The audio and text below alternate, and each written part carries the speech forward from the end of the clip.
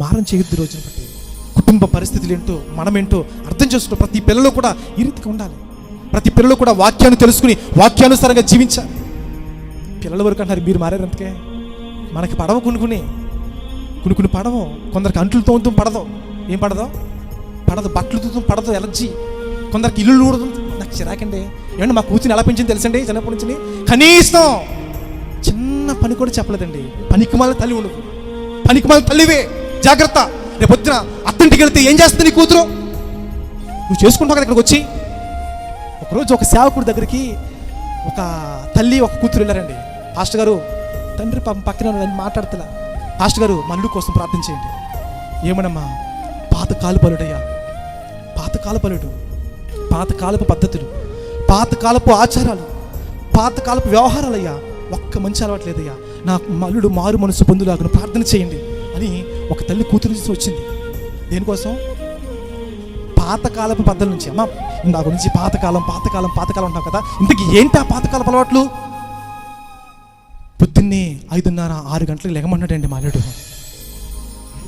లేచి లేవంగానే చక్కగా ముఖం కడుక్కుని ఆ నైట్కి తీసి చక్కని చీర కట్టుకోమా అన్నాడండి మాల్యుడు.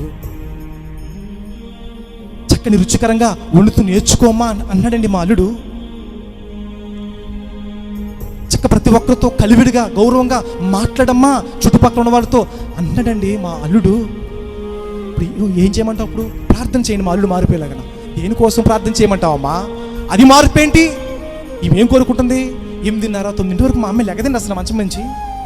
మా అమ్మ లెగదు. మా అమ్మకి చిన్నప్పటి నుంచి కూడా నైటీ అలవాటు అండి. పగలేస్తే తప్పేముంది? వేసుకోకూడదు. నైటీ అంటే ఏంటి? అర్థం ఏంటి?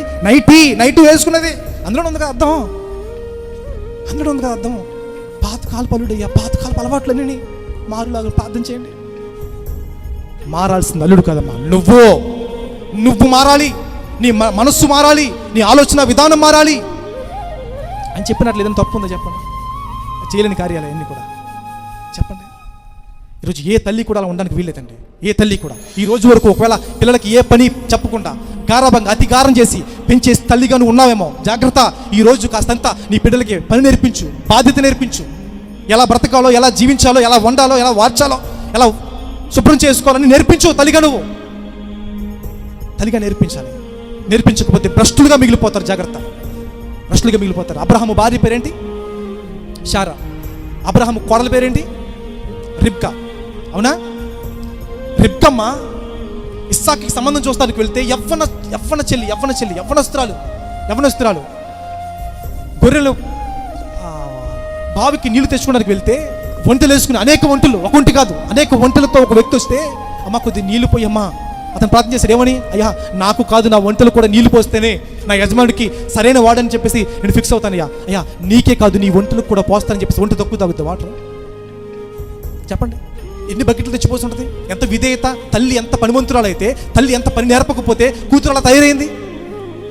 ఈరోజు ఎందుకు క్రైస్తవులుగా జీవిస్తున్న మనము ఎదుటి వారితో వేలెత్తి చూపించుకునే విధంగా, ఎదుటి వారితో ఈమె ఎలాంటిదండి, అద్దడి బాబు మా కోళ్ళ సంగతి మీకు తెలియదు, హెబ్రీ స్త్రీలు చురుకైన వారు అని బైబిల్లో లేదా? మన హెబ్రీ స్త్రీలు కాదా? మన క్రైస్తవులు కాదా?